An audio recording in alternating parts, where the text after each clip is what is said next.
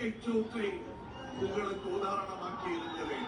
இதெல்லாம் யாராவது கேட்டிருந்தாங்கன்னா அங்க இருக்கிற பழைய செல்வெல்லாம் அடிச்சிருவாங்க. தமிழகம் எங்கும் இருக்கும் ஒரே வியாதி இந்த கழகம் தான். A few moments later.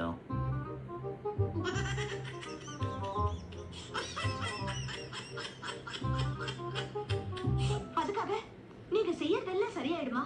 என் மனசுக்கு எது சரின்னு போடுதோ அது மட்டும் தான் நான் செய்யறேன். கட்சி ஆரம்பித்த போது வலதும் இல்லை இடதும் இல்லை மையம் என புரியாமல் அடுக்கு மொழியில் வசனம் பேசிய கமல்ஹாசனுக்கு சில்லறையை சிதறவிட்டு பக்கம் பக்கமாக ரைட் அப் எழுதியவர்கள் ஏராளம்.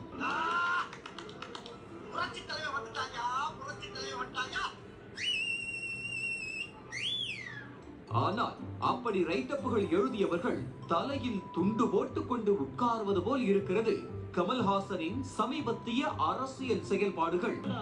என்ன பண்றது? அப்பவே சொன்னேன் கையெழுத்து போடாத கேட்டியா? எல்லாம் தலையெழுத்து. ஆனா கமலஹாசன் இதுவரைக்கும் அந்த தேர்தல் கட்சிகளிலே மிக தனித்துவமானவர். அந்த மாதிரி எல்லாம் இருக்க சான்ஸ் இல்லையே. திமுகவுக்கு அல்லக்கை வேலை வைக்கிறத கட்சி ஆரம்பிச்சு அவங்க காசுலயே வாங்கி அதுக்கப்புறம் நம்மளை ஏமாத்திட்டு அதுல டிவியெல்லாம் தூக்கி உடைச்சா ஏமாந்தா ரிமோட் தூக்கி உடனே உடைச்சால எதுக்கு உடைச்ச வழக்கு முடியுதுக்கா? அவ்வளவுதான் காட்ட முடியும், அதுக்கு மேல காட்ட முடியாது. மற்ற கம்பெனிகள் காட்டலாம், ஆனா எந்த கம்பெனி காட்டாது. இந்த வீடியோ பிடித்து இருந்தால் சேனலை யாருக்கு ஓட்டு போட போறீங்க? குடும்ப அரசியல்ங்கிற பேர்ல நாட்டையே குழி தோண்டி புதைச்சாங்களே அவங்களுக்கா? Many months. இது பதவிக்கான விஷயமே அல்ல, நாட்டுக்கான விஷயம் என்பதனால் நான் எங்கு கை கொடுக்க வேண்டுமோ அங்கு கை கொடுக்கிறேன். வருகிற 2025ஆம் ஆண்டு நடைபெற உள்ள மாநிலங்களவை அதாவது ராஜ்யசபா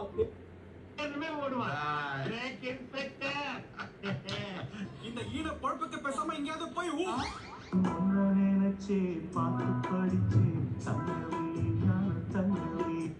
முதல் தேர்தல் அது எதுவாக இருந்தாலும் திமுகவோட கூட்டணி இருக்காது திரு கமல்ஹாசன் சொல்வாரா? சொல்லிட்டா போச்சு. போட்டேரா பிட்ட இந்தா இனிமேல வெறுவாயம் இல்லாத கூட்டணி கிடையாது மக்கள் நீதி மையத்துக்கு கமல்ஹாசன் அறிவிப்பு. அப்புறம் என் பூசினாலும் எங்க மேல கரை பூசாது. ஏன்னா நாங்க டெய்லி குளிக்கிறவங்க.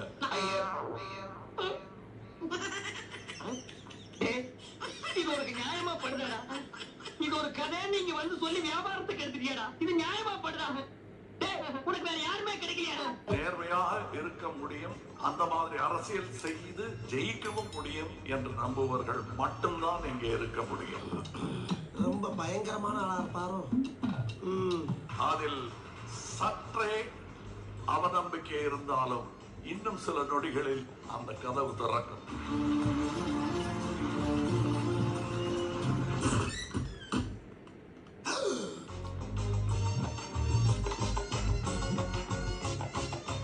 சும்மாவே யூட்டன் போடுவான். இதுக்குதான் இந்த பில்டப்பா?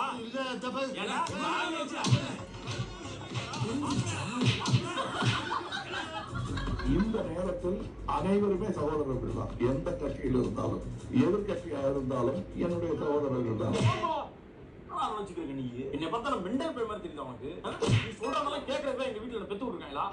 இந்த கட்சியின் பெயர் மக்கள் நீதி மையம். இப்படி என்ன கிளம்ப வேண்டியதானே? அதான் துப்பிட்டில போக வேண்டியதானே? நாம் சமைக்கவிருக்கும் மக்கள் ஆட்சியில் ஒரு பருக்கை சோற்றை உங்களுக்கு உதாரணமாக்கி இருக்கிறேன்.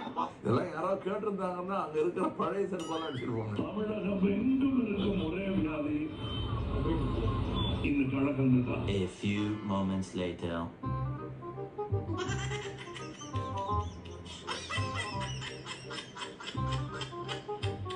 அதுக்காக நீங்க செய்யறதெல்லாம் சரியாயிடுமா?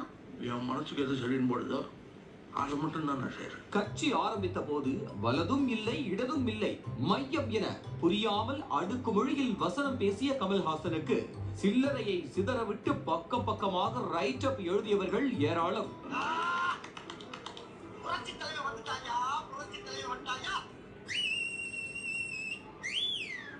ஆனால் அப்படி ரைட்டப்புகள் எழுதியவர்கள் தலையில் துண்டு போட்டுக் கொண்டு உட்கார்வது போல் இருக்கிறது கமல்ஹாசனின் சமீபத்திய அரசியல் செயல்பாடுகள்.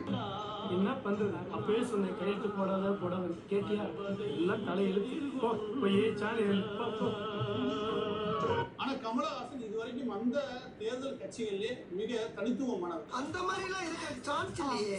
திமுகவுக்கு அல்லக்கை வேலை பார்க்கறத கட்சி ஆரம்பிச்சு அவங்க காசுலயே வாங்கி அது நம்மளை ஏமாத்திட்டு அதுல டிவி எல்லாம் தூக்கி உடைச்சா ஏமாங்க ரிமோட் தூக்கி ஒரே உடைச்சால எதுக்கு உடைச்ச வழக்கு முடியுதுக்கா? அவ்வளவுதான் காட்ட முடியும், அதுக்கு மேல காட்ட முடியாது. மத்த கம்பெனிகள் காட்டலாம், ஆனா எந்த கம்பெனி காட்டாது. இந்த வீடியோ பிடித்து இருந்தால் சேனலை இதுக்கு தான் இந்த பில்டப்பா